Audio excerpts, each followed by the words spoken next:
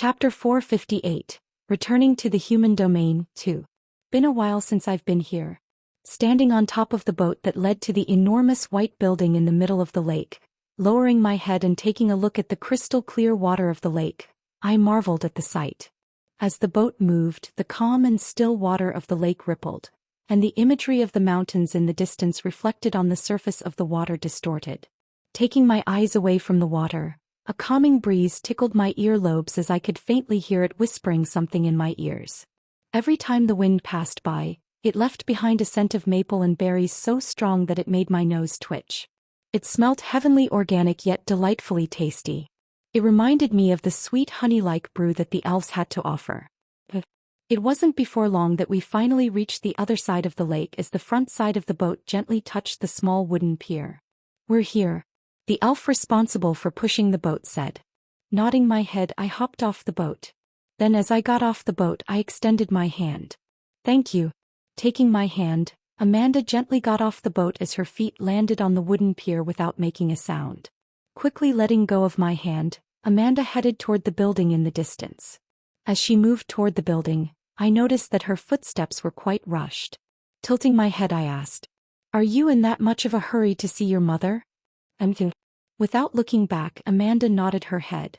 I found her behavior strange, but I didn't think too much of it. After all, she had just met up with her mother after 15 years, so it was understandable for her to want to see her every day and catch up. Swoosh.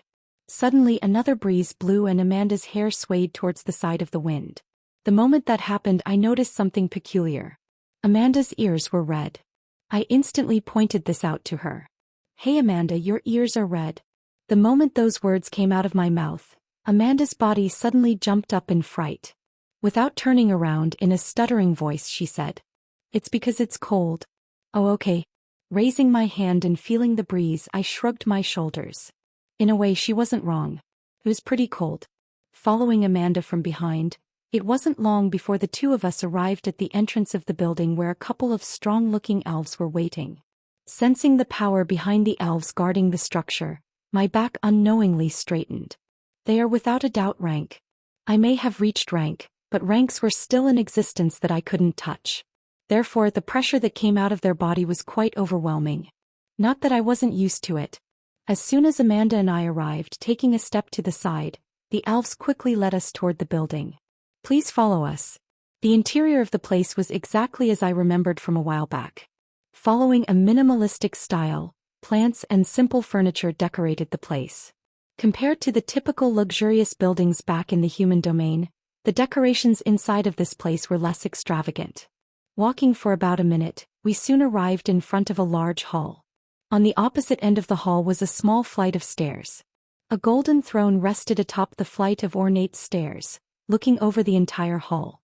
Upon that throne sat the elven queen Malin. Her long silver hair gently cascaded down her back, highlighted by the ornate crown upon her head. She rested her hand upon her cheek, looking upon me and Amanda, who had just entered the hall. Standing next to her was Natasha, whose lips curled in an upward manner when her eyes met with Amanda's. Her beauty not lose out to Malin's at all. The guard that had led us to the place knelt down on one knee. Following his example, Amanda and I did the same.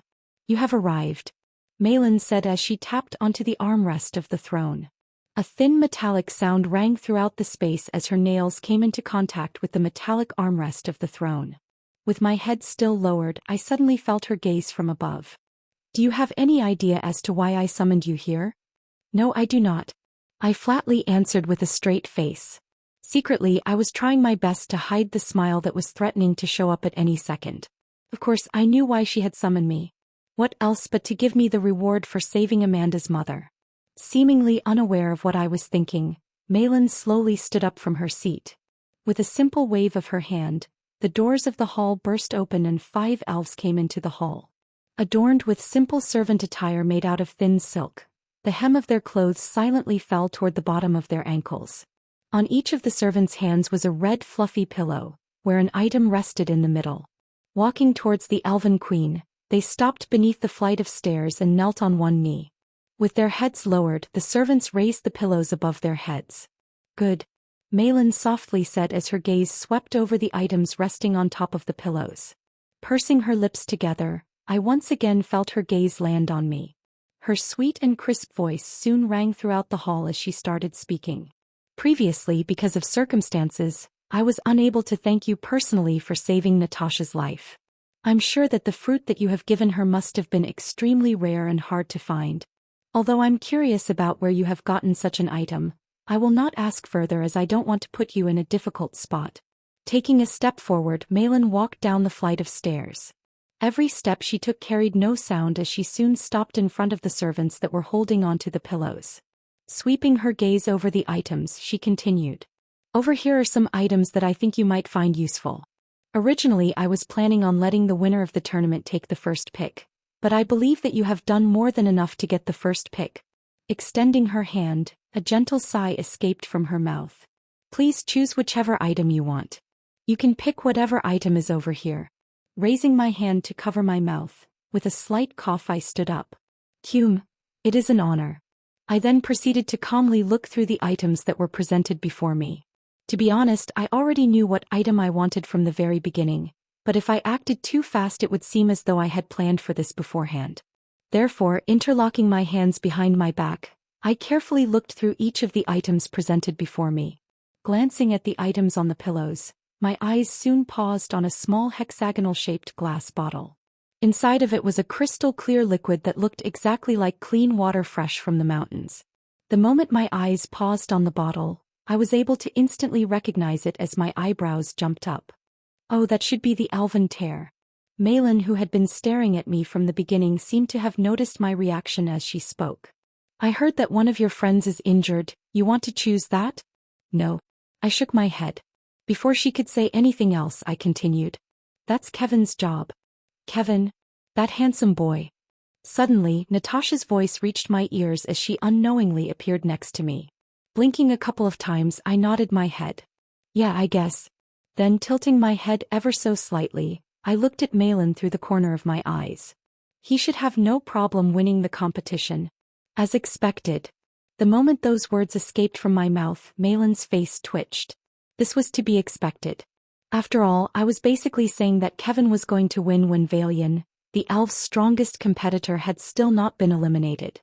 Well, I didn't care about how she felt as I reached my hand forward and grabbed onto a small black pill that had a nice yellow luster revolving around it. As soon as I picked the pill up, a strange look appeared on Malin's face. You're going to pick that? Staring at the pill in my hand, I slowly nodded my head. Yes, I will pick this. Are you sure? Malin once again asked. There was a weird look on her face as she said those words. This was understandable though. The pill that I had taken was the item that I needed from the very beginning. It was the item that could help me reach rank a lot faster than originally planned. Pinching the pill in between my fingers, I turned to look at the queen. This is the item that I want. Hearing my words, the queen's face turned even stranger as she carefully said. You know about the side effects of taking the pill, right? Yes. I firmly nodded my head. Before I could continue speaking, overhearing our conversation, Amanda suddenly spoke up. Side effects. Turning her to look at me, her eyes grew colder. Feeling her intense stare, I raised my hands and quickly explained.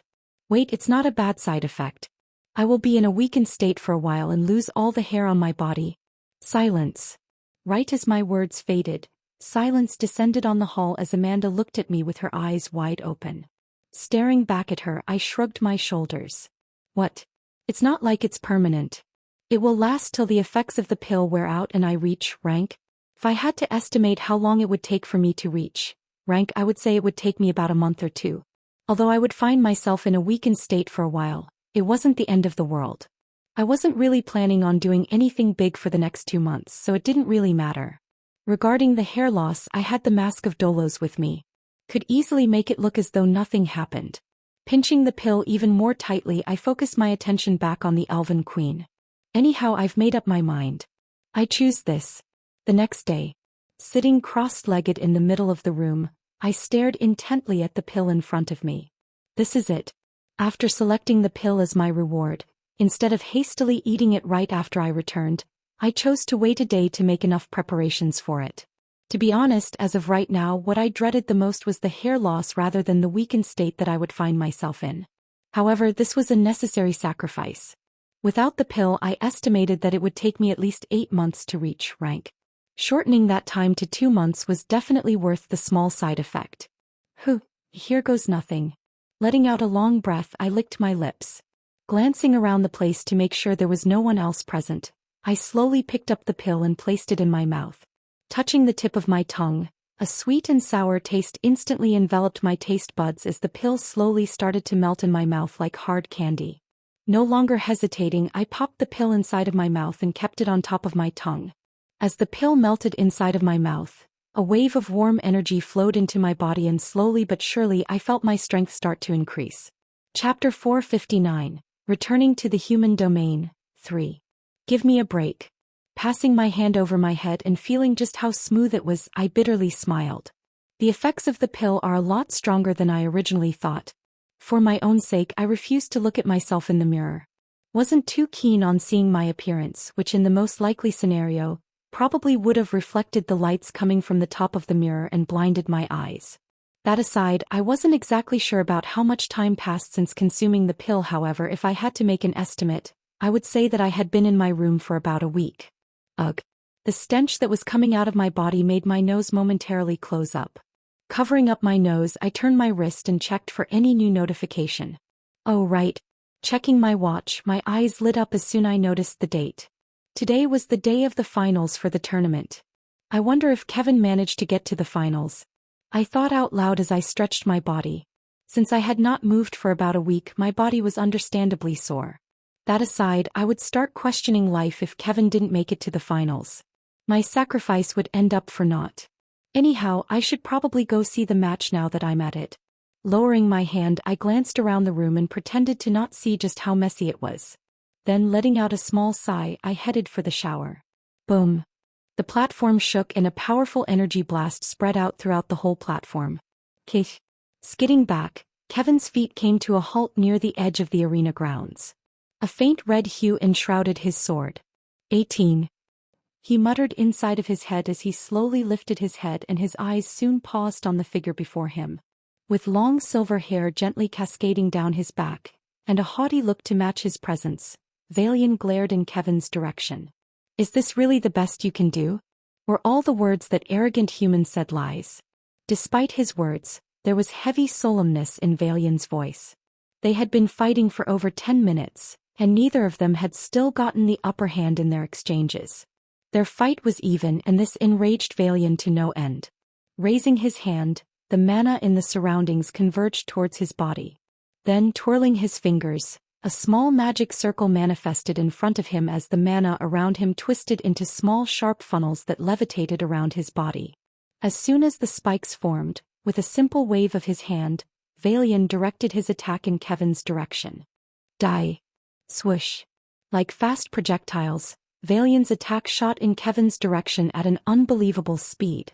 They were so fast that only a select few from the audience below could see the path of his attack. With his eyes locked onto the attacks, Kevin took a deep breath.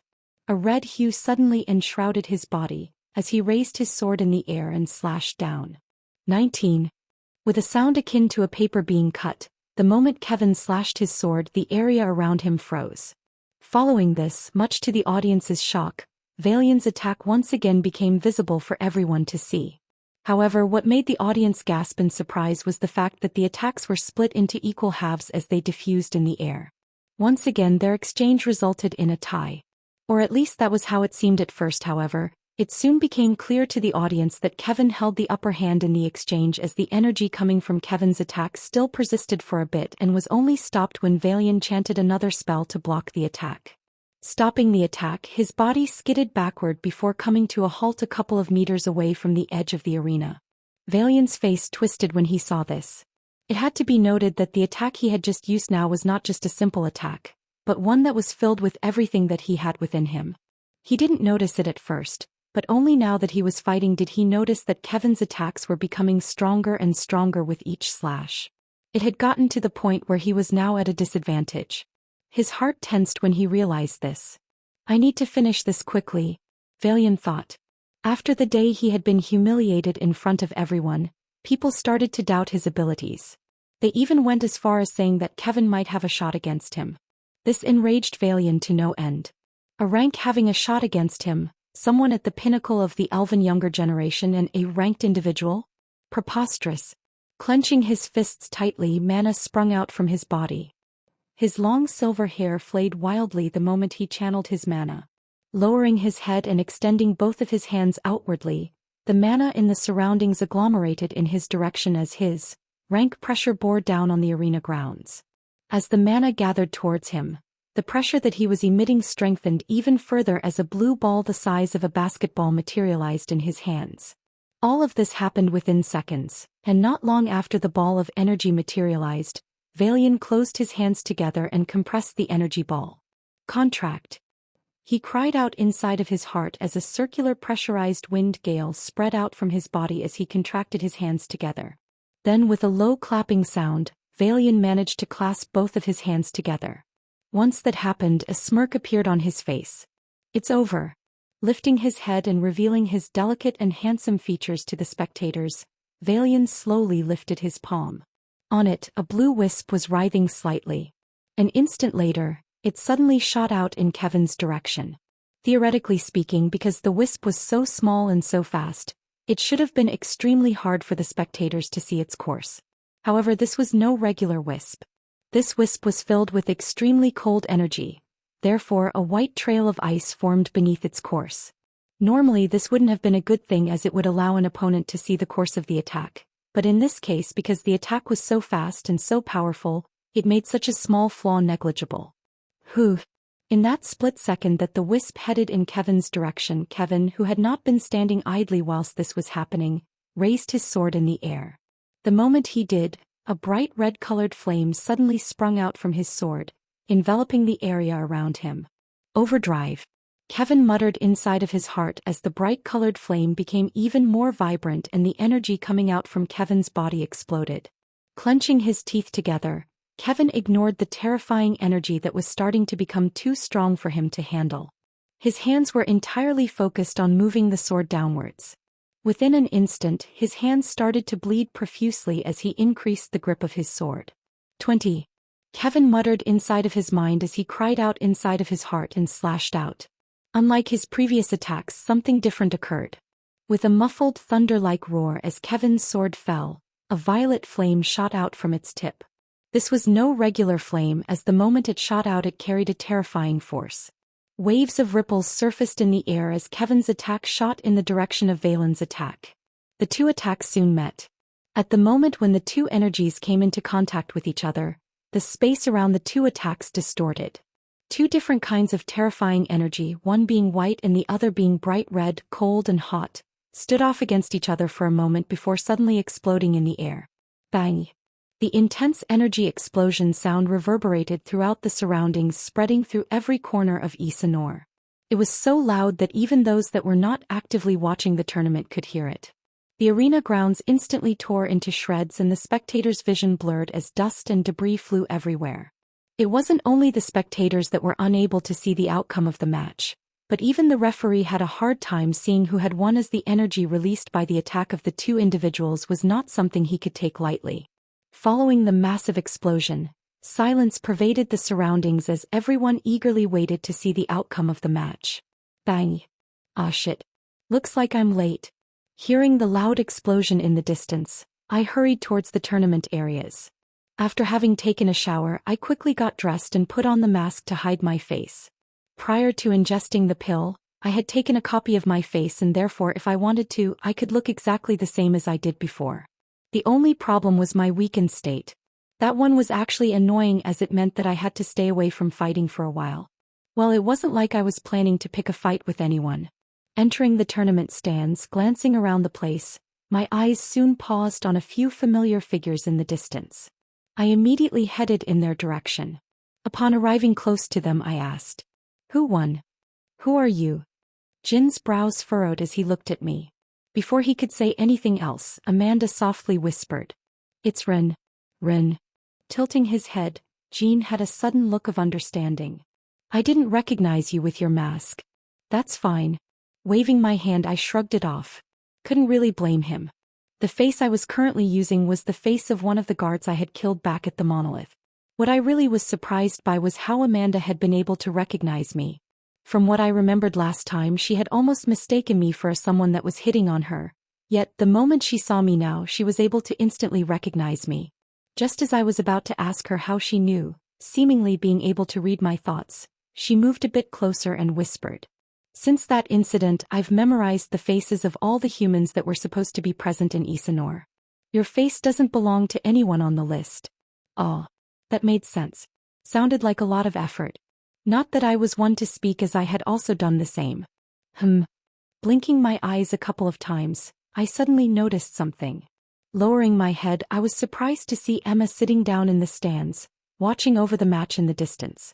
Currently, her eyes were focused on the arena grounds in the distance that was covered by a large dust cloud.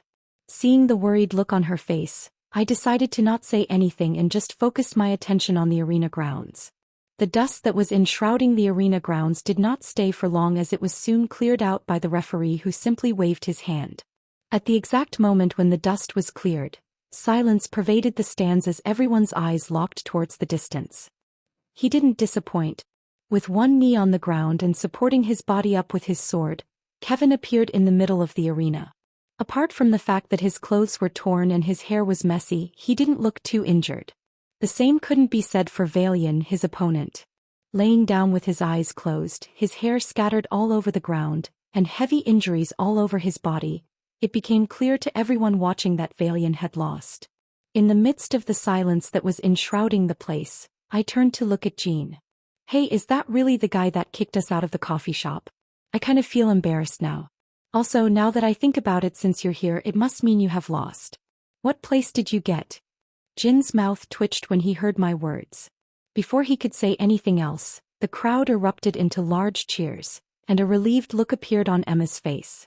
Turning my attention away from Jean and staring at Kevin's figure in the distance, a soft smile appeared on my face as I thought to myself, guess I can finally go back home now. Chapter 460. Once Kevin won his match, he was quickly brought to the medical area. Even though he looked fine on the outside, I knew for a fact that he was anything but fine. Having used overdrive for the lengthy period time that he did, his internals must have been heavily damaged. Besides that, Valian was no easy opponent. That last energy blast was something that even I had trouble handling. Let alone Kevin, who was weaker than me. Congratulations on your victory. Entering the nursing area and seeing Kevin all bandaged up, I tapped onto the mask on my face and my face warped to my regular face. With hair, obviously. There was no chance in hell I would ever let Kevin find out about my hair situation. Not even if I was on the verge of death. Just imaging the consequences of the reveal made me secretly clench my teeth in anger. Absolutely no way.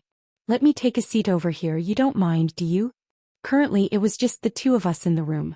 The reason for this was because Emma was in a wheelchair, and thus Amanda took it upon herself to push her here. That being said, it would still probably take them a while to come here, therefore I quickly took a seat next to Kevin. Sitting down, I massaged my chin and complimented. It was a pretty good fight, not going to lie. Not that I watched it. The moment I arrived, the match was already almost over. Thanks. Kevin weakly said as he laid on the bed. He had a serious look on his face. Noticing this, I asked, "What, you not happy about the fact that you've won?" "No, I am," Kevin replied with a difficult look. "It's just that." Halting himself mid-sentence and turning his head, Kevin faced the window that was beside him. "Never mind, I'll tell you later. Right now is not the right place to tell you this. Maybe once I sorted my thoughts out." "Oh." My eyebrow raised when he said this. Just as I was about to say something else, Kevin quickly switched the topic. "How are you holding up?" Despite noticing Kevin's attempt at changing the topic, I decided to feign ignorance to it. Since he wasn't planning on telling me right now, I was planning on waiting till he felt comfortable enough to tell me. "I'm fine," I replied with a smile as I flexed my bicep. Kevin's brows knit when he saw this. "You don't look fine to me." The smile on my face froze. "You can tell?" Were the side effects of the pill that obvious for him to see? Crossing his arms together, Kevin nodded his head. "Yeah, the mana revolving around your body seems extremely weak. You're more perceptive than I originally thought." Crossing my legs and leaning back on the chair, I let out a long and extended sigh. "I've currently ingested a pill that will boost my rank, So for the next 2 months I will be in a weakened state. Surprise flashed across Kevin's face as he asked again. Ingested a pill? Yeah, it's a pretty strong one at that. That's problematic. What if someone suddenly attacks you? Small price to pay for strength. Well, it wasn't just that. What was truly special about the pill was not only the fact that it allowed me to cut a considerable amount of time for me to rank up, but the fact that during the 2 months that I was in a weakened state, I would be able to perceive the psions in the air a lot more clearly. In fact, as of right now, my perception of psions had boosted significantly. Although I couldn't quite see them as the elves could, I still had 2 months to get to that level. Under this ultra-perceptive state, if I took advantage of my situation properly, my psion control should reach a level far above what I had in the past. Therefore, although it only looked like the pill made me rank up, it actually had the added effect of drastically improving my perception of psions and thus give me a considerable strength boost. This itself was what made the pill so miraculous and tempted me so much. The stronger my psion control, the stronger my general moves would become, and not only that, so would my mana consumption efficiency. Simply put, this was a must-take pill and I was glad I took it. Snapping out of my thoughts, I suddenly recalled something. Lifting my head, I looked at Kevin. Before I forget, Kevin, what are you going to choose for your reward? Clyke. Before Kevin could reply, the door opened up and Emma walked in with Amanda pushing her from behind. The moment Emma entered the room, Kevin's eyes lit up. Emma. Pushed behind by Amanda, Emma smiled in Kevin's direction. Congratulations on your victory. Thank you. Staring at them who had just entered the room, I glanced in Kevin's direction. The moment I saw the expression on his face, I already knew the answer to my question. Letting out a long sigh, I pressed my hands over my thighs and stood up. Stretching my neck, I patted Kevin on the shoulder. Guess this is my cue. Taking his eyes away from Emma, Kevin looked up at me and dumbly nodded his head. Yeah, sure. Seeing the state that he was in, I shook my head and secretly spat inside of my head. Simp. Glancing in Amanda's direction as though we were in sync with each other, she quickly bid Amanda goodbye and we both left the room, leaving the two of them alone together. Stepping out of the room, Amanda pursed her lips before she turned to look at me. What are you planning on doing after this? Thinking for a bit, I responded. I'm going to pack my stuff. You? Actually, that was a lie. I didn't really need to pack up. However, as I've previously mentioned, with my perception of psions intensified, I wanted to take advantage of every little moment I had to study them, and thus improve my control. Every second that I used was precious. My mother. Amanda answered with a calm look on her face. Is she going back to the human domain with you? Yes. I see. Not sure why she decided to leave, perhaps because she wanted to help out with the guild? I wasn't really sure, but in a way this was good. From what I've heard, Amanda had been having a hard time back in the guild since she was taking care of everything single-handedly. Having her mother help her was a good thing. 2 days passed since then. The conference was officially over, and every human that had come to participate was slowly leaving to return to the human domain through the portals outside of the city. Waiting at the front of my residence were a couple of familiar figures. Gervis, Douglas, and Ornal, Malvol's disciple. After having spent over a month in Isanor, it was finally time for me to return to the human domain. How long had it been since I returned home? A year already. Honestly, I had lost count, but it had been too long for my comfort. Here you go. In the midst of my thoughts, I suddenly heard Gervis's voice as he tossed me a small transparent flask. Snapping out of it, I quickly raised my hand and caught the flask. Thanks. Without needing to look at it, I knew what it was. The elven tear. Since I had promised Hein that I was going to get him one for his father, I naturally pulled some strings and had Gervis get one for me. Of course, this was at a price and not for free. In exchange for the elven tear, Gervis had asked me to do something for him. Fortunately, the task required me to be at around rank, so I still had time. Taking a look at the flask in my hand, I decided to put it away. Then raising my head, I alternated my head between Gervis and Douglas. About the result of the conference. You don't have to worry about that. Raising his head to stop me from speaking, Gervis smiled. If you're asking about whether humanity will be able to join the alliance or not, although we have not come to an agreement just yet, things are looking promising for you guys. That's great, Douglas replied with a smile. Clasping his hands together, he turned to look at me. Are you ready? We will be leaving soon. Yup, give me a second. Glancing in the direction of Ornal, I extended my hands forward and took an object that was currently enveloped in a white cloth from him. It was my sword. After my fight with Kevin, since I was no longer planning on fighting anymore, I gave Ornal the sword to check for any damages. Even though it was made out of a material that made it almost impossible for it to break, it was never bad to double-check. Handing me the sword back, Ornal reminded. As I've said before, there are no damages to the sword, and the first seal should break as soon as you reach rank. Putting the sword back in my dimensional space, I nodded my head. That's good. With a displeased look, Ornal crossed his arms. Take good care of it. My master said that the sword will only be yours if you can fully unlock all of its seals. If before the age of 28 you can't unlock 4 of the 5 seals, he said that he will not unlock the final seal for you. Yes, I know, you don't have to remind me. This wasn't the first time that I heard this. Malval had repeatedly told me the same thing before. I naturally understood his intentions. Malval wasn't the type to give out his works easily. One had to prove to him that they were worthy of them, and therefore, as I had still not proven to him that I was worthy of holding onto the sword was still not actually mine. Well, in a sense it was, as Malval wouldn't actually take it back, but without his approval the final seal of the sword couldn't be opened and therefore lose a lot of the potential the sword had. With all the seals unlocked, I didn't doubt that the sword's rank would reach a level near or even above rank. Alright Ren, it's time for us to go. In the midst of my thoughts, Douglas's voice reached my ears, snapping me out of it. Ah sure. Spending the next minute or so bidding Gervis and Ornal farewell, I soon followed Douglas from behind. It wasn't long before we arrived at our destined portal station. Because Douglas and I did not go to Isanor the same way as the others, we were led to a different portal to get back to the human domain. Apparently it was for security reasons. Pausing in front of the portal, Douglas turned around and asked, "Did you bring everything with you?" Patting my clothes and checking my bracelet, I nodded my head. Yes, I have everything with me. This included the red book that was currently resting inside of my bag. Upon hearing my words, with a soft smile on his face, Douglas turned around and stepped into the portal. Okay then, let's get going. Entering the portal, his figure soon disappeared from my vision and I took a deep breath. This is it, I thought. Finally, I was about to return home. Taking another breath, I slowly stepped into the portal and a familiar sensation washed over my body. Chapter 461. It's been a while since I've been here. Staring at the metropolis that was Ashton City, I felt a wave of nostalgia wash over me. It had truly been a while since I had gone back to the human domain, and everything felt weird, from the skyscrapers that covered every inch of the city to the general vibe of the place. Compared to Henler and Isanor, it just felt different.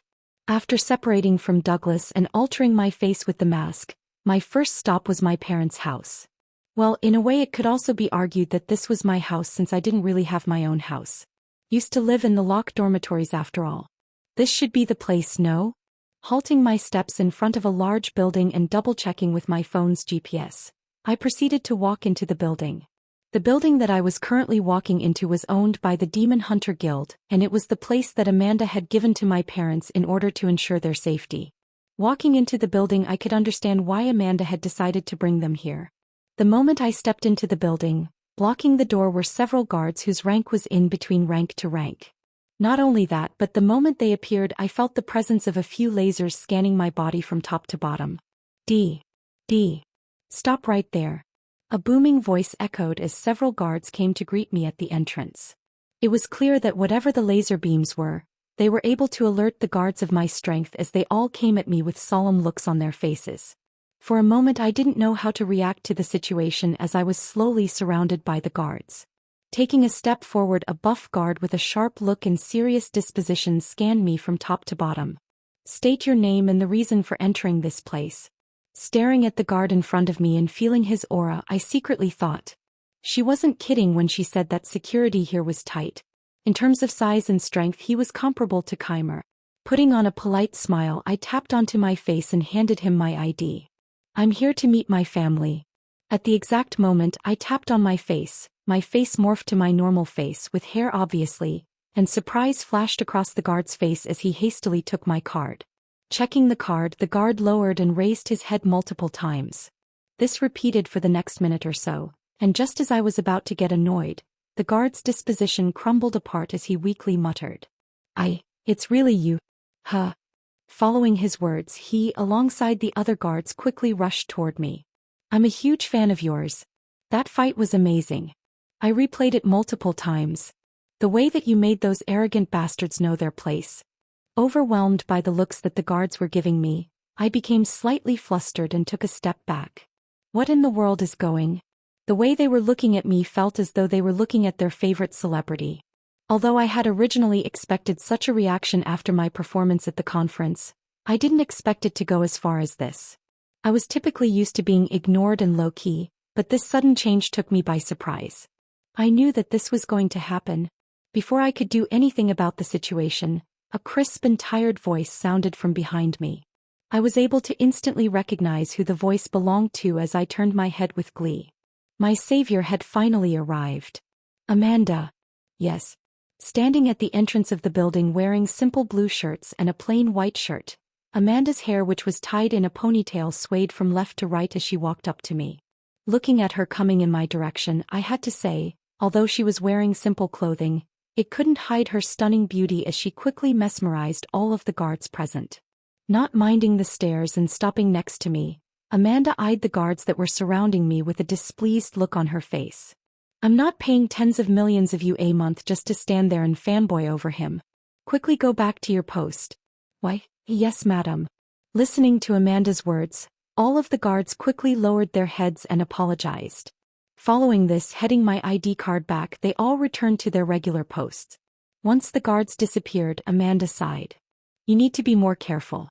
After what you've done at the conference, your name is no longer unknown. You are now one of the most famous people in the human domain. Your face is quite recognizable. Touching my face, I softly muttered. That's so? Yes. Amanda nodded her head before she started to walk towards the far end of the building. I naturally followed her from behind. Stopping in front of the elevator, Amanda pressed the button and called for it. With a small chime, the button lit up. D. Taking her hand back, Amanda turned to look at me. When did you arrive? Just now, you. This morning. I see. This made sense. Since I had to wait for Gervas to give me the elven tear, as well as wait for Douglas to finish with his tasks, I returned to the human domain at a much later hour than the others. Glancing around the place, I asked, what about your mother? She's already settling herself at home. Pausing for a moment, I saw her brows twitch. It was very subtle and almost unnoticeable. For a moment I thought that I saw wrong, but her next words made me understand that I had seen correctly as her face crumbled slightly. She also already met Nola. Huh. My eyes opened widely when I heard this. She already met Nola? Yeah, we live on the same floor after all. Let's not talk about her reaction. That bad? Yes, and I've also met her. She's very excited to see you. A smile appeared on my face when she said this. D. With a loud chime, the elevator doors opened up and we quickly got in. Pressing onto the top button, the elevator soon closed and I felt a pushing sensation coming from the bottom of my feet. Unbothered by it, my brows suddenly furrowed as I thought. Wait, you already told her that I'm coming? Yes. Amanda tilted her head and gave me a what about it look. My mouth twitched when I saw this. And here I was trying to surprise her. Well, in hindsight, this was for the best. After all, it had been quite a while since I had last seen Nola. A child's memory was short and she could have already forgotten about me. Hearing that she was excited about my arrival made me feel more relaxed. There were a total of 200 floors in the building, and it didn't even take half a minute for us to reach the top floor. Once the doors opened, I followed Amanda out of the elevator. The walk wasn't long. As the top floor was reserved for the most premium guests, there were only a couple of rooms. Here we are. Halting in front of a large door, my heartbeat unknowingly sped up. Closing my eyes, I quickly recomposed myself. There was no need for me to be nervous. I was just about to meet my parents. It wasn't anything life-threatening or anything like that. Hell, I wasn't even nervous when I planned to infiltrate Inferno, an organization that was even bigger than the Monolith. Why would I be nervous now and not then? In the midst of me trying to convince myself that I wasn't nervous, extending her hand and placing it by the side of the door, with a subtle click, the door unlocked. Then, placing her hand on the handle of the door, Amanda opened the door. With a smile on her face, she turned to look at me and said, "There's no need to be nervous, they are already why we..." But not even halfway through her sentence and her mouth froze. Following which, with a small swoosh, something flew past us as a soft and cheerful voice rang in the air. "This Staring at the scene presented before me after the door opened, my mouth twitched as I had trouble processing what was happening.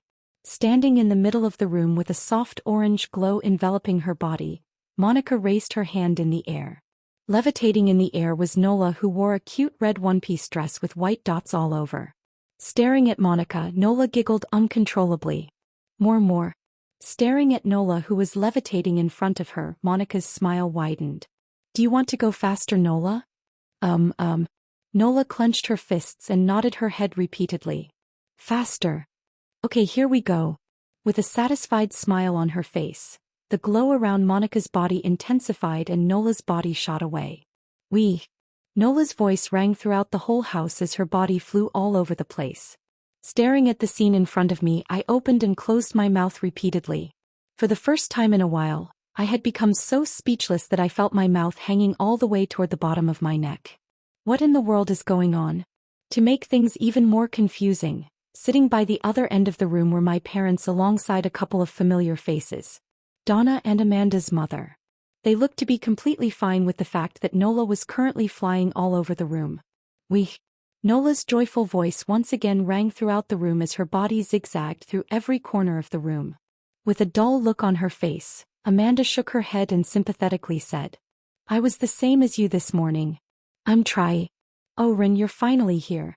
Cutting me off mid-sentence was Monica's high-pitched voice.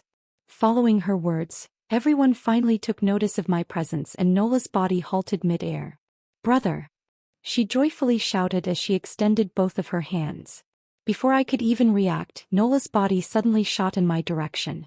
Swish! Caught by surprise, my eyes opened widely and Nola's body came crashing down on my chest, knocking the air out of me. Fortunately, I was able to safely catch Nola, who snuggled up on my chest like a puppy that had not seen its owner for years. Brother! Brother! Brother! She repeatedly shouted as her body tightly clung to me. Lowering my head and staring at her, a soft smile appeared on my face. Extending my hand, I caressed her small head. I'm back, did you miss me? I saw you on TV. So cool. My brother is the coolest. Is that so? Listening to her words of praise, unknowingly the smile on my face deepened. Not going to lie, it felt good being praised by her. While Nola was still snuggling in my arms, I suddenly heard my mother's voice coming from the distance. Oh my, Nola, your brother is tired, don't cling on to him too much. Standing up from her seat, she quickly approached us and grabbed Nola by the armpits, trying to snatch her out of my arms. No. However, Nola's grip was strong. Latching onto my body like an octopus, she refused to let go of my body. Nola, let go right now. No. Unfortunately, despite all of Nola's protests, my mother proved to be too much for Nola to handle as she quickly retrieved her from my body. Then turning to face Amanda, she handed Nola to her. Amanda dear, would you do me a favor and hold her for a bit? Okay. Nodding her head, Amanda took Nola in her arms. Although Nola wanted to protest, under our mother's glare she could only obediently do as she was told. Seeing that Nola had calmed down, clapping her hands with a satisfied look on her face, she turned to look at me. Okay, my turn. The moment her words fell, my eyes opened widely. Shit. Unfortunately, I realized her intentions too late. Before I could even react, she already dashed in my direction and instantly brought me in her embrace. Oh Rin, my dear son. Your mom was so worried about you. Pausing every few seconds, she would pinch my face all over and repeat the same words. Look at how much you've grown. Oh, my boy has grown up so much. Under her constant hugs and kisses, a bitter smile appeared on her face. To add insult to injury, as my mother was clinging to me, giggles and laughter rang throughout the whole room as everyone looked at me with pity in their eyes. Even Amanda, who usually never laughed, was giggling uncontrollably. Never before in my life did I ever want to bury my body so deeply down under the ground.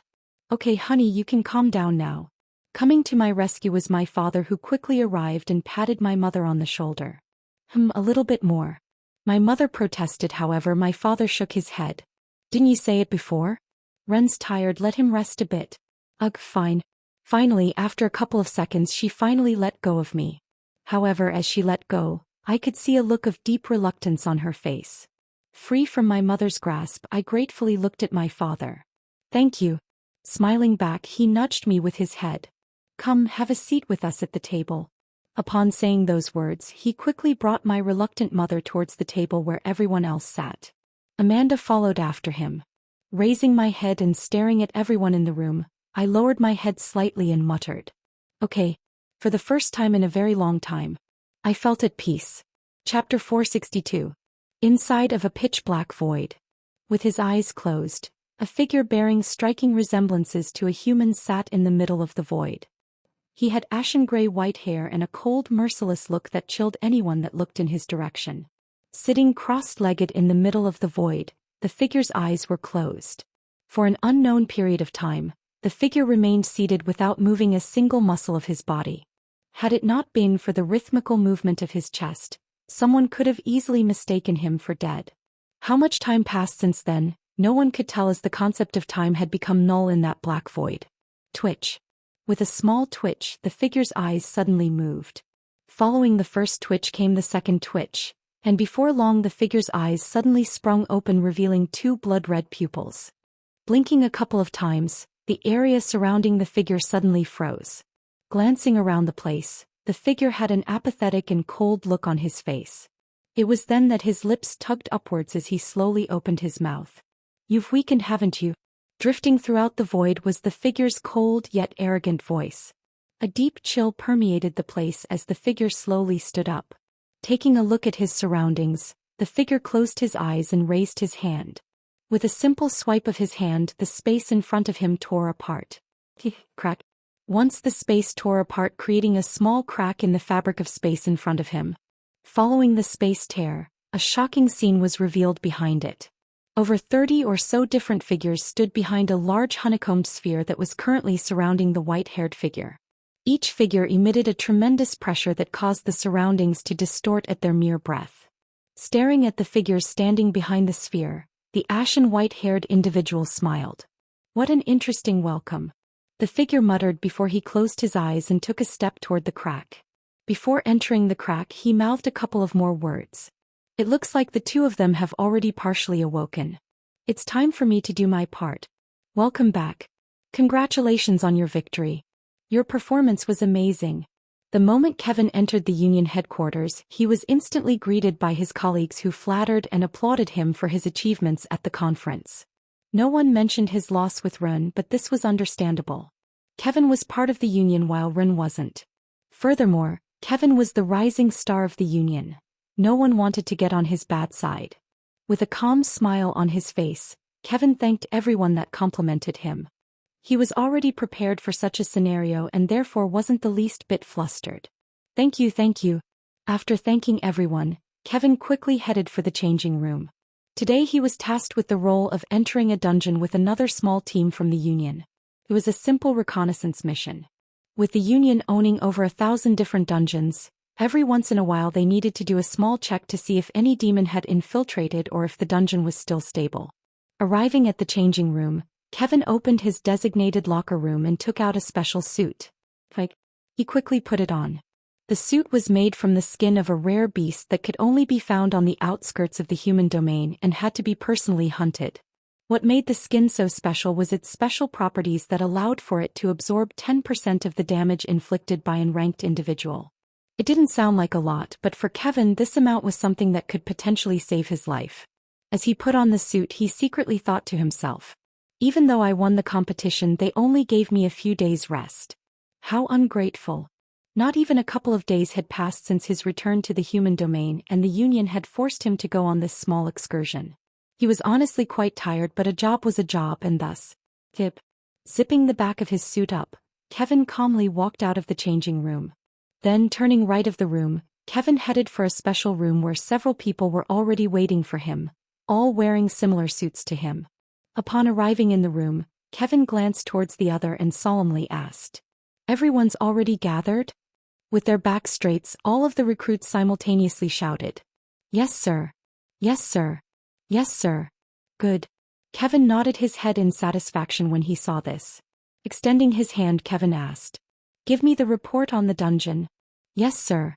Taking a step forward, a young girl with long brown hair tied in a ponytail and a chubby figure handed Kevin a small tablet. "Thank you." Taking the tablet from the girl with a polite smile, Kevin quickly looked through the information written on the tablet. Rank dungeon as Mdias's call. Swiping right of the tablet, he read the details of the dungeon aloud. The dungeon is a land-type dungeon. Its setting is in the grassland of the demon realm, and the monsters that can be found in the dungeon are the Mong Slow Cobraweb Essentiatic Scorpion. As Kevin read through the list of monsters found inside the dungeon, his brows couldn't help but furrow. This dungeon is a lot more difficult than I had originally anticipated. It was only now that he looked through the list that Kevin realized that the dungeon he had been assigned to was on the higher spectrum of the rank dungeons. In terms of danger, this dungeon could even rival some low-leveled rank dungeons. Alright, I get the gist of the situation. It was only after he read through the information a couple of more times that Kevin finally put the tablet away and turned his attention back toward the recruits. With a solemn look on his face, he looked at everyone present. I'm not exactly sure why the heads of the department chose to hand this mission to us, but from the team? In the midst of his speech, Kevin's eyes suddenly shrunk as the whole room suddenly started to shake uncontrollably. Rumble, rumble. Huh? What's going on? An earthquake? At the exact moment the trembling happened, everyone inside of the room became alarmed as they grabbed onto something to keep themselves steady. Grabbing the side of the portal, Kevin also wondered what happened. Channeling the mana inside of his body, he kept his body upright and looked around the room in wonder.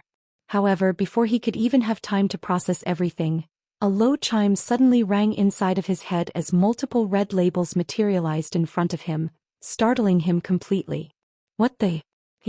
Warning. Warning. Warning. Demon King Ascension. 5 years, 8 months, 2 days, 57 seconds. Staring at the system interface in front of him, Kevin's mouth hung open as his mind blanked completely. What's going on? Everything happened so fast and unexpectedly that it took time for him to understand what the message meant. And when he did, his eyes opened widely and a curse escaped from his mouth. Shit.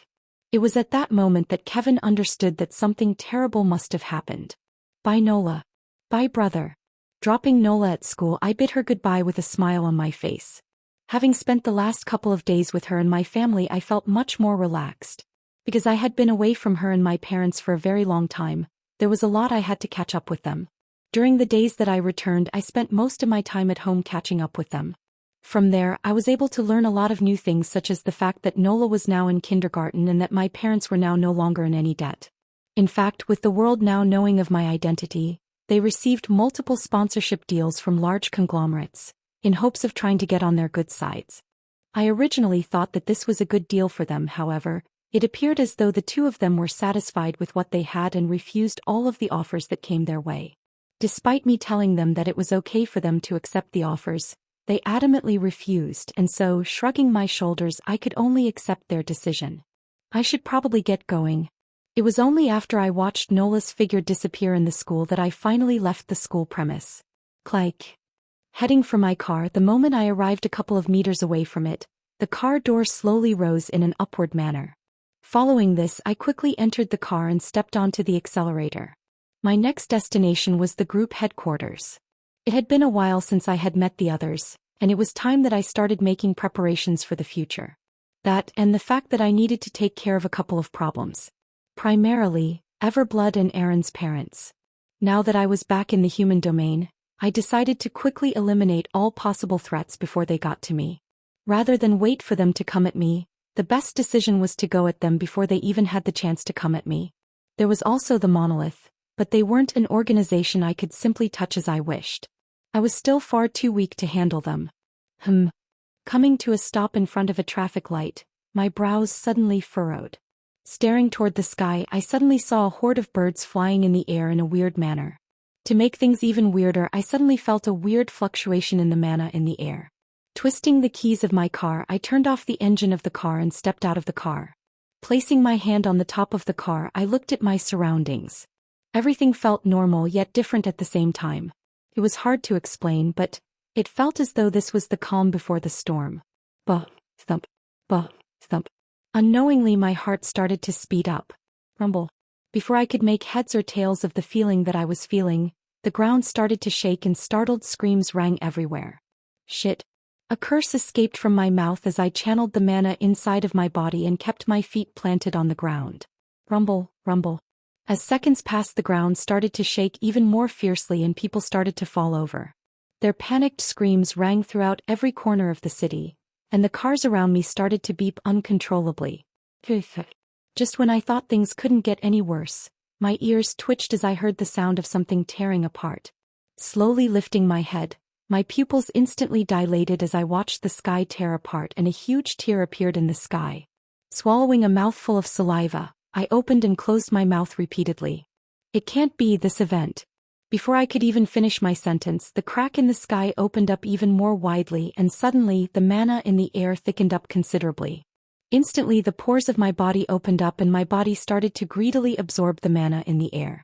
My strength, which had been growing at a steady pace, increased by a notch or two. Normally I would have been happy about this development, however I was anything but happy. Rather, a heavy solemnness enshrouded my body as I quickly got back into my car and turned on the engine. Pressing onto the gas pedal, I quickly turned back and headed back to the kindergarten. As I sped through the streets, I couldn't help but repeatedly curse aloud. Fuck fuck fuck. Chapter 463. Screech. With a loud screech, the car came to a stop in front of Nola's kindergarten and I got out of the car. Without looking back, I quickly headed for the kindergarten. Although the situation wasn't exactly dangerous as I knew what was happening, I still decided to pick Nola up. I couldn't quite trust my memories anymore. Rumble. Entering the premise of the kindergarten, there were a couple of guards guarding the entrance. However, they were all too preoccupied looking at the sky to even notice my appearance as I quickly headed inside. Which one is Nola's classroom? Cluelessly navigating through the corridors of the building, I looked left and right in hopes of seeing Nola. As I looked around the place, I could hear the panicked screams and cries of the teachers and students echoing throughout the corridors and classrooms of the place. Nola. To my luck, I didn't have to look for long as I soon found Nola inside one of the classrooms, hunched on the ground with her head covered with her hands. I immediately rushed towards her. Hearing me call out for her, Nola turned around and reached her hands for me. Brother. I'm here. Grabbing her by the armpits, I brought her into my embrace and finally calmed down. So long as she was okay, then everything was okay. Raising my head and staring at my surroundings, my brows furrowed. There were over 20 other children inside the room and they all looked panicked. Rumble. With another rumble, the classroom shook and the children started to cry even harder. Nola, who was tightly holding on to me, tugged the back of my shirt as she softly said, "Brother, I'm scared." "It's all right, it's nothing major. Just a small earthquake." Caressing her head, I quickly reassured her that everything was fine. "Earthquake?" "Yes, just grab tightly and nothing will happen." Lowering my head and staring at Nola, I smiled. "Didn't you say it before? Brother is strong, isn't he?" Seemingly convinced by my words, Nola brought her face closer to my chest and closed her eyes. I sighed in relief once I saw this. Taking a look at the children inside of the classroom, I headed for the teacher that was trying to calm everyone down. Because of what was happening, she had still not realized my presence. Walking toward the teacher, I softly called out for her. "Excuse me." "Huh. Who are you?" Startled, the teacher jumped back. Tilting my head and showing the teacher Nola's face, I quickly tried to calm her down.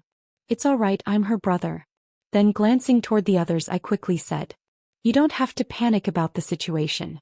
It's only a light earthquake, it should disappear in a couple of minutes. What you should do is calm the kids down. The building is reinforced with special means, so it won't crumble down under this type of shaking. If I had to estimate the strength of the shaking, I would say that it would be comparable to an earthquake of magnitude 6.5. It was strong, but it wasn't something that could cause the building any trouble. After all, the building was designed to even withstand earthquakes of magnitude 9.9, which was the highest ever recorded, even when the first cataclysm occurred. Simply put, this situation was not dangerous. As I said those words, I made sure to release a wisp of my aura to reassure her that I was someone reliable. "Oh, okay." Hearing my words and sensing my power, the teacher finally managed to calm down. She then quickly got to work and helped all of the children calm down. I nodded when I saw this. Then, with Nola still in my arms, I quickly got out of the building. As I had memorized the way when I entered, it didn't take me long to get out of the building. Arriving at my car, the door opened and I let Nola sit on the front seat. Clip. Fastening her seatbelt, I got onto my seat and pressed the accelerator of the car. My current destination was the mercenary headquarters. At the moment, that was probably the safest place that I could go to. As I was driving the car, I glanced towards the small screen that sat at the front of the car. With my right hand, I tapped onto the screen and called my parents to make sure that everything was all right with them. The last time I checked, they were home and therefore shouldn't be too worried about their situation. But I still needed to double-check. Ring. Ring. The phone did not ring for long as my mom's panicked voice sounded from the speakers of the car. Rin? Is everything all right? Are you okay? Is Nola with you? Seeing how panicked she sounded, I quickly tried to calm her down. Mom, calm down, everything is all right. I'm with Nola. Turning my head, I looked at Nola. Nola, say hi to Mom. Hi, Mom. Oh, thank God, I was very worried. Thank God you two are fine. It was only after she heard Nola's voice that my mom calmed down. Before she could continue, I quickly informed her of my plans. Mom, I'm going to bring Nola to my workplace. I figured that's the safest place to bring her, so you don't have to worry about us. As I was talking, I suddenly noticed Nola tilt her head away from the speakers. Extending my hand, I lowered the volume of the speakers before continuing. Regarding the situation, it's best if you stay home for the next couple of hours. The situation is not as bad as you think it is. But just in case, stay at home with Dad, okay? Because I already had an idea of what was happening, I knew that the situation wasn't exactly terrible. However, just in case something did happen, I still suggested that they should stay at home for the day. Fortunately, my mother readily agreed with my words as she said, "Hey, if you say so. Make sure you keep Nola safe, okay? I trust you." Yes, don't worry. Glancing at Nola, who was staring at the streets, I once again repeated, "Don't worry." What is happening? Standing up and staring toward the window of her apartment, Monica's brows furrowed. Taking a step forward, she appeared outside of her building, levitating in the air. Her bright orange hair gently moved upwards as the wind blew past her. Raising her head and staring at the crack in the sky, her brows knit tightly. "This doesn't look good," she softly mumbled to herself. Although she couldn't quite understand what was happening, she knew that the crack in the sky was not a good sign for what was to come in the future. Her disposition quickly became serious. From above she could faintly hear the panicked cries coming from beneath the city. However, this all went deaf ear to her as she suddenly an odd sensation coursed through her body. What's going on? Raising her hand, her pupils dilated as she found millions of bright red particles floating around her. Swiping her hand to the right, she watched as the bright red particles brushed past her hand like water. To make matters even odder was the fact that as she brushed her hand past the particles, she could feel the mana inside of her body increase. Her lips dried up once she felt this. The mana in the air, it's thickening up. Before she knew it, the red particles in the air surrounding her became denser and denser. It wasn't long before she was surrounded by the red particles. Instead of panicking, Monica suddenly closed her eyes. Following this, something extraordinary happened. The bright red particles that were floating around Monica came to a sudden stop. Then, as though Monica was a vacuum, the particles in the air suddenly shot toward Monica's body like a funnel. The hue revolving around Monica's body intensified and her hair shot upwards. With her eyes still closed, a bright flame-like hue suddenly materialized by the side of Monica's eyes as the area around her froze. An humming sound rang in the air, and a red funnel manifested above Monica's body. This persisted for an unknown period of time before Monica's head suddenly arched upwards and a bright red pillar shot out from her body. The moment the bright red pillar appeared in the air, all the powerful individuals in the human domain simultaneously raised their heads and stared in its direction.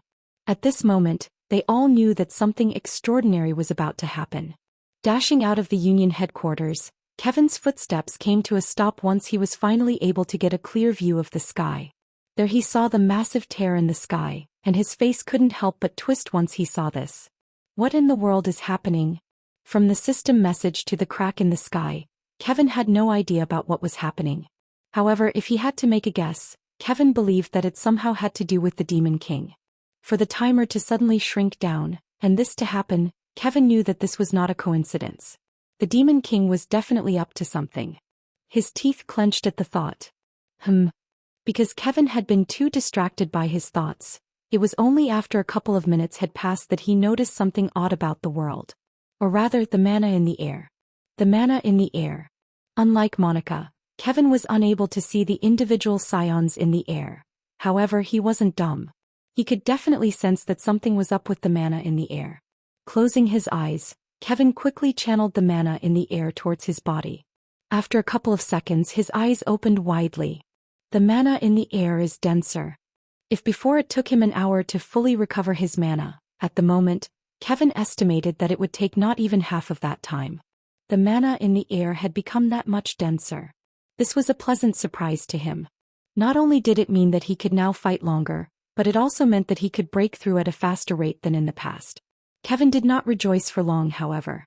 Although the fact that the mana density of the earth had increased was a good thing for humanity as a whole, he also knew this was just as bad as it was good. If only every human was good. By now, Kevin knew that he wasn't the only one that noticed that the density of the mana had increased. From the members of the Union to the members of the Monolith. This sudden change definitely threatened the balance of the world. The stronger people became, the more chaos it sowed, and the Union would have a much harder time retaining the little order the world had. To Kevin, this change was not ideal. Rather, it only served to make him more apprehensive about the whole situation. Snapping Kevin out of his thoughts, Kevin suddenly sensed an enormous pressure coming from the distance. Turning his head to glance in the direction of where the pressure came from, Kevin's eyes opened widely as he stared at an enormously large orange pillar in the sky. Gazing at the orange pillar in the sky, Kevin felt an odd feeling of familiarity coming from it. It didn't take too long for Kevin to realize where the feeling came from as his head rolled back in shock. This familiar mana footprint, it definitely belongs to Monica. It wasn't clear to him at first, but because the mana output coming from the pillar in the distance was so enormous, Kevin was able to instantly tell that the mana belonged to Monica. He had been with her long enough to know this. Is she about to break through to rank? Furthermore, to his shock, he realized that the mana in the air was rapidly covering in her direction. Having broken through several times in the past, Kevin was quite familiar with the process, and therefore, after staring in Monica's direction for a couple of more seconds, he was able to quickly come up with the conclusion that Monica was just about to break through to rank. Once his thoughts paused there, his fists secretly clenched. Finally, after a long time, humanity was about to gain another powerhouse. Chapter 464. 8:10 a.m. A huge unknown crack suddenly appeared in the sky. What followed after was intense trembling resembling that of an earthquake of magnitude 6.5. 8:40 a.m. The trembling persisted for a total of 30 minutes before stopping. At the moment there have been no reports of deaths as there were only reports regarding a couple of injured individuals. Not much is known about the crack in the sky. 9:15 a.m. Reports coming from the Union have stated that everything is under control and that they have increased their guard on the crack in the sky. 9:15 a.m. In a shocking turn of events, scientists have reported the fact that the mana density of the planet has increased by a factor of 3. Many individuals who had been stuck at the same rank for years have suddenly found themselves breaking through. 9:15 a.m. Our world has reached a new turning point. Click. Turning off the holographic projection, Small Snake solemnly looked toward the others gathered in the room. At the moment, everyone was currently seated on the large wooden desk set up in one of the rooms of the warehouse. The room was a special room made for emergency situations. The moment the crack in the sky appeared, Hein and Ava panicked and were just about to rush back to their parents and family to make sure that they were all right. However, before they could go out, they were quickly stopped by Rin, who had called in and told everyone to remain in the building.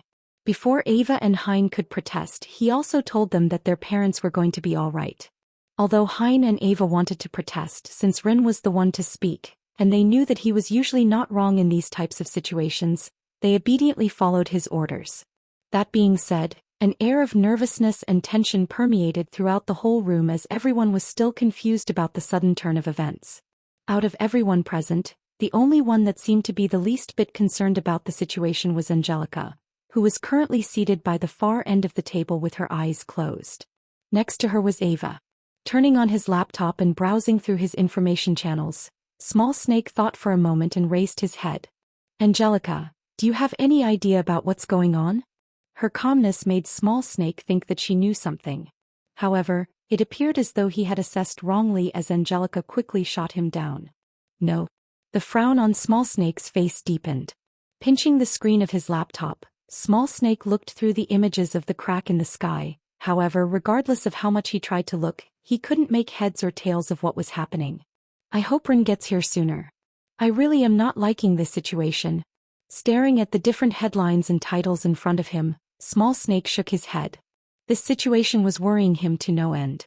Lowering his head and checking his watch, just as Small Snake was about to call Rin, Small Snake was suddenly alerted of the presence of someone in the warehouse. Opening the cameras and seeing that it was Rin, Small Snake finally relaxed and closed his laptop. Thank God he's here. Click. Entering the warehouse with Nola still in my arms, I quickly headed for the conference room. If they listened to my instructions, everyone should be there at the moment. And it was exactly as I thought. The moment I entered the room, I found everyone already seated, waiting for me.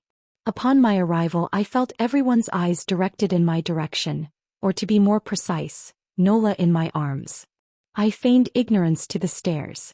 Small Snake was the first to speak. Or at least tried to, however I quickly cut him off. Rin, you. Shut up, Small Snake. There were more important things that I needed to say.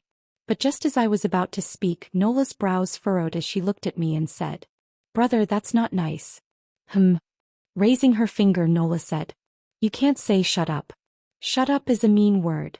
My mouth twitched. Before I could say anything else, Nola pointed in Small Snake's direction. Mommy said that you must apologize if you say a bad words. Once again my mouth twitched.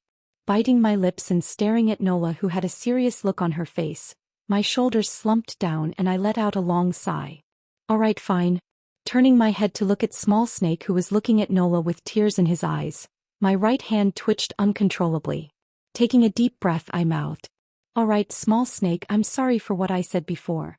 Seemingly taking pleasure at the situation, Small Snake's chin raised as a benevolent look appeared on his face. It's okay. No harm feelings. My teeth clenched when I saw this. However, realizing that Nola was still in the room, I could only relent and dropped her on a seat beside me. Be a good girl and sit over here. If possible, I didn't want her to be here, however, since everyone was gathered in the room and there was no one outside to supervise her, I could only have her listen to the conversation. Still, I wasn't just going to let her listen to the conversation. Once she sat down, I gave her my phone. I'm going to have an important talk right now, so play with my phone. Taking my phone, Nola obediently nodded her head. I smiled when I saw this. Then raising my hand, a small transparent barrier formed around her, blocking all the sound coming from the outside. This should do. Satisfied, I turned to look at the others. Placing my hands on the desk and leaning my body forward, I took a deep breath. Puff. Just as I was about to speak, out of nowhere, smoke diffused in the air. I didn't even need to look to understand who was responsible for this. Closing my eyes, I slowly said, Leopold, for the love of God, please put the cigarette down. I had already been told by Small Snake just how much of an addict Leopold had become ever since coming back from Isanor, and at first I didn't believe Small Snake. No, rather, I didn't want to believe it. However, staring at Leopold in front of me, I could only secretly shake my head. Puff. Fine. Taking another small puff of the cigarette in his hand, Leopold glanced at Nola before flicking the cigarette away. Thank you. Thanking Leopold and making sure that there was nothing else I needed to pay attention to, I started to speak. Many of you are probably wondering about what's currently happening to the world, and what the big crack in the sky is. Well, I have some good and bad news for all of you. Pausing, I smacked my lips together. The good news is that the situation is not as dire as you all think. For the next year or so, there won't be that many changes to the world apart from the fact that the mana density is slowly increasing. In fact, you could say that this is a good thing. With the mana density increasing, not only would it become easier for people to break through to the next rank, but so would the speed at which they broke through increase. Lifting my head, my eyes paused on Small Snake and Ryan. Do you guys know how a talent limit is measured? I know the answer to this. Ryan enthusiastically answered as he lowered the gaming console in his hand. Oh, go on. Placing the gaming console on the table, Ryan sat up straight and started explaining. Jomnuk told me this back when I was in Isanor. There are several factors that can measure the talent limit of someone, however, the most important factor is their mana absorption rate.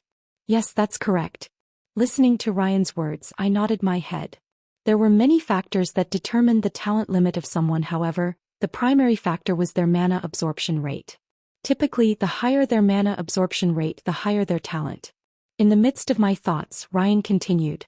Correlating the mana density in the air with the mana absorption rate of the user, we can determine the talent limit of someone. Mana absorption rate is typically linked to the genetic spectrum of the user, thus it can't be changed through internal factors. There can only be so much mana that they can absorb at once, and therefore comparing the data with the mana density in the air, an estimate of someone's potential can be measured. That point aside, there is a general positive correlation between mana density and absorption, meaning that the higher the mana density, the higher the absorption. A satisfied smile appeared on Ryan's face as he finished his sentence. However, before he could fully rejoice, Small Snake shook his head. Ryan, you're forgetting something. Huh? Turning his head to face Small Snake, Ryan tilted his head in confusion. Raising his brow, Small Snake looked at him with a face that said, "Aren't you forgetting something important?" "Right, I almost forgot." Smacking his fist on the palm of his hand, Ryan's eyes lit up. When measuring the talent limit of someone, the biological structure of the user is also taken into account. For those with low mana absorption rates, once the mana inside of their body reaches a certain threshold, the rate at which they grow also stunts. How impressive. Listening to their conversation, I was left pleasantly surprised. It looked like they had not spent their days in Henler in vain. What they said was true. With the crack in the sky increasing the mana density in the air, the talent assessment of individuals would now need to be reassessed as the limit was now pushed upwardly. Of course, that primarily applied to the lower-ranked individuals. For the higher-ranked individuals, although they would also experience a change, it wouldn't be as drastic as the lower-ranked individuals. However, even if they did experience a change, it wouldn't go as far as breaking the talent cap. Only I could do that as I had consumed the seed of limit. Without it, no one could realistically break through the limit. Secretly smiling, I nodded my head at Ryan. That's correct, Ryan. Massaging the bottom of my chin, I asked. Now, hypothetically speaking, what do you think will happen if the mana density in the human domain continuously rises throughout the years? Before Ryan could answer, Small Snake interjected from the side as he answered. Well, that's simple. Everyone will rank up faster, and the people who previously thought they were limited to their talent will find themselves breaking past their talent limit. Mid-sentence, Small Snake's eyes opened widely. Wait, are you saying that that is what is happening right now? Correct. Glad that Small Snake caught on, I continued to explain. What is currently happening is the very early prelude of the third cataclysm, and the very last cataclysm before the Demon King will finally enter this world. Once my words faded, the room instantly became tense. However, before anyone could panic, I quickly reassured them. Don't worry though, the third cataclysm is still quite far away from now. I would say that it will happen in 5 years' time. According to my memories, this event signified the Demon King's awakening, and from what I remembered, it took about 5 years for him to ascend to Earth once the crack in the sky appeared. Even though I knew that I couldn't blindly trust the memories in my head, I didn't think that these memories were wrong. Since the other entity's goal was to defeat the Demon King, I didn't think that the information was wrong. That being said, with the mana density in the world thickening up, in about a year's time, the peace that we are currently experiencing will crumble apart as more dungeons will appear, and dungeon overloads, which were previously thought as nothing dangerous, will now become a major threat to the world. Closing my eyes, I sat down on the chair behind me. Leaning back on my chair, I gazed at everyone present. Don't think too much about the future. Your job is simple, and that is to improve as much as you can. You guys, including me, are still too weak to think about the future. I hated to say this, but this was the sad reality. At the moment, everyone was still too weak to worry about the Demon King and the impeding third cataclysm. Hein and Ava were still around rank. Leopold was rank, and Small Snake and Ryan were both unranked.